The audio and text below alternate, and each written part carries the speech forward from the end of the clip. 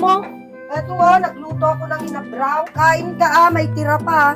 Ang sarap naman para sana ng ulam mo, kaya lang katatapos ko lang kumain eh. Ano nga ron, magkakapi ka? Eto, nagpapakulo ako ng tubig. Ba't naman diyan ka nagpapainit? Di ba kasi rola yan lutuan ng ulam? Naputas na yung takuri ko, kaya ala pa akong pambili. Nay, Napasyal ka naman, anak. o tita, andyan po pala kayo. Ay, pinasyal ko lang yung nanay mo at naghatid ako ng latest. Talaga. Anay, ito po pala para sa inyo.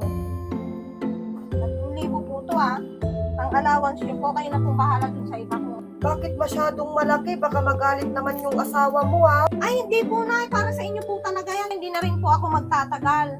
Maraming salamat, anak, Uy, ang bait naman yung anak mo. Kahit may sarili ng pamilya, nakukuha pang tumulong sa'yo. Alam mo ba, sabi nila, kapag daw ang anak tumatanaw ng utang na loob at tumutulong, maganda daw yung pagpapalaki ng magulang. Doon daw nila na ipapakita yung pagrespeto at pagmamalasakit. At syempre, higit sa lahat yung pagmamahal.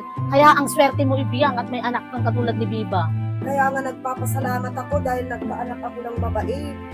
Nay, nahingi nga po ng 1,000 mo at mayroon po akong dumating na parcel. Nakita ko po yung binigay sa inyo lahat. Anong binigay? Pagbayad ko ng kuryente, Lele, tumigil ka nga dyan. Sige na, ibibigay ko din. Ay, tigilan mo ako, Lele. Pumunta ka na doon.